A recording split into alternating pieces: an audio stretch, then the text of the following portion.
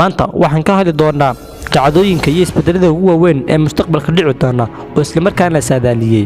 2022 waa sanadkan aan ku jirno waxyaalaha la saadaaliyay isla markaana dhici doona waxa ka mid ah Shiinuhu wuxuu gabi ahaanba dhameystiri doonaa sameynta space stationka cirka caasimada Shiinaha ee Peking waxa lagu qaban doonaa ciyaaraha Olombikada barafka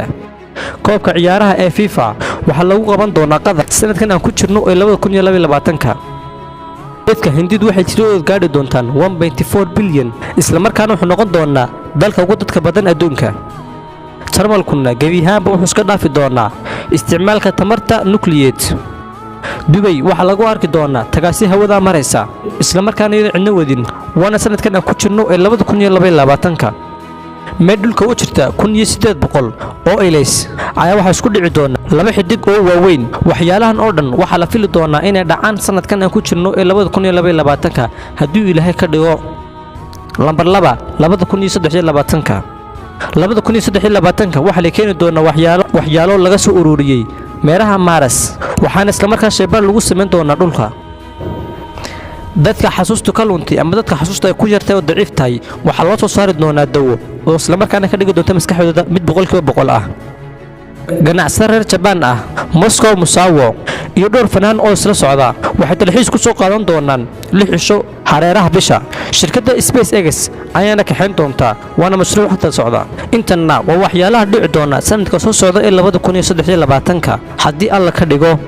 lambar 3 2024 caasimada Paris ee Faransiiska ayaa waxa lagu qaban doonaa ciyaaraha Olombikada sidoo kale dunidu waxa ku dhici doona isbedel aad u weyn xagga dharka ama labiska heeru qofku ku sameeysan doona gacantiisa dharku doonaya ama doorku doonayo 8 Abriil 2024 waxa dhici doona qorax madoobaad dhabeys ah waxaan laga arki doonaa wadamo aad u badan dayax gacmeedka loo diray dhanka qoraxda ayaa waxa aad ugu dhawaan doonaa qoraxda waxaanu isla markaa ka keeni doonaa macluumaad aad u badan lambar 4 2025 intan kadib 2025 shaqalaanta haysta dhalinyarada ayaa aad u sii badanaysa sida maanta u badan tahayna si ka daran ayay u badan doontaa xagga dhalinyarada ama xagga shaqaduna hadda wadamada qaar way kala duwan laakiin hadhow isku mid ay noqon doonaan wadamada oo dhan oo shaqo la'aan ayaa ka jiri doonta gabi ahaanba waxa la iska dhaafi doonaa daawashada telefishinka iyo ilaacadaha telefishinaduna waxay soo gali doonaan social media sidoo kale telescope ugu weyn dunida ayaa sameyntiisii la dhameystiri doonaa dhanka kale sanadka 2025 Shiinaha Mareykanka iyo Ruushka ayaa shaqadii ugu horeysay ka bilowday doona bisha dusheeda waxaana halkaas la geerin doonaa dadka howlgala cirifka koonfur ee dhulka ayaa laga dhisi doonaa masaafo 1 kiiloomitir ah oo radio telescope adduunka ugu weyn ah sidoo kale diyaarado silicon ah oo lagu aadi doono meerayaasha kale ayaa la bilowday doonaa sameynteedii Alaska gaar ahaan jasiiradda Keyfeli dadkii halkaas weligood ku noolaa isbedelka cimilada darteed waxay ka hoos mari doontaa badda haddii aan degdeg ugu soo guurinna way dhiban doonaan lambar 5 2026 waxyaalaha sugayeen dhacaan 2026 waxa ka mid ah waxa la dhameystiri doonaa dhismaha Lasaka Dimifia 144 sano ayuu dhismahan socdaa 2026 markuu dhamaadana waxa dadka loo sheegi doonaa inuu dhismahan socdo 144 sano kelmadda Lasaka Dimifia waxa looga jeedaa qoyskii barakeysnaa sidoo kale waxa India soo bandhigi doontaa dayax gacmeedyo marka hawada loo diro dib loo isticmaali karo yacni maanta wixii hawada loo diro dib looma isticmaali karo lambar 6 2027 waxa dadka loo soo bandhigi doonaa sirta dhimashadii fanaankii Elvis sidoo kale wadamada horumaray 2027 waxay wadooyinka ku firdhi doonaan geed farakusameys ah isla markaana waxay nuugi doonaan kaarboonka dayax gacmeedka Fidaradin ee Ruushka ayaa waxa uu gaari doonaa meeraha Venus lambar 7 2028 xayawaanadii dabar go'ay ee waxa la isku dayi doonaa in mar labaad dib loo soo celiyo xadushiisa waxa laga dhisi doonaa baldhig joogto ah caalamiya waxaan halkaas ku noolaan doonaa bini'aadan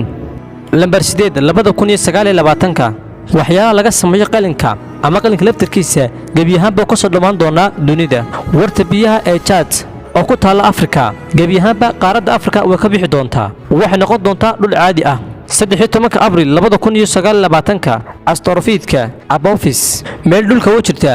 13200 kiiloomitir ayuu ka gudbi doonaa dadkuna si toos ah ayay indhahooda ugu arki doonaan wixii markaas noolna toos ayay u arki doonaan dhagaxaantaas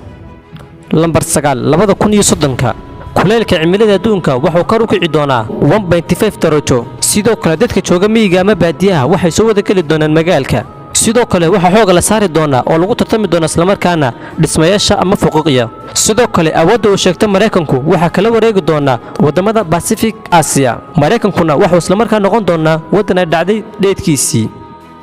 waxyaalahan aan soo sheegnay oo dhan waxaa laga yaabaa inay dhacaan 9 sano ee soo socda badankeenuna laga yaabaa inaan markaas aan joogin laakiin dhalinyarta ayaa arki doonta qaarkiina laga yaabaa inay dhahaan waxaan waa caalimul qayb laakiin waxaan aan soo sheegnay oo dhan waa waxyaalo ama mashruucyo hadda socdaba oo gacanta lagu wado sidoo kale waxyaabaad ka faa'iiday wixii kaga kordhayba xaq hoose commentiga nugula wadaag intaas ay maanta nugugay barnaamijkeennii inta ku kulmayno barnaamijkan barnaamij la mid wax naga tagana sidaas wassalaamu calaykum waraxmatullaahi wabarakaatuh si aad u hesho muuqaalo badan hadda subscribe dhe oo ka mid noqo kumanaanka qof ee ku xidhan channelkayga Xamse Jooqane nagu soo bir caalamkan cusub adoo ka faa'iidi doona xogooyin iyo dhacdooyin la yaab leh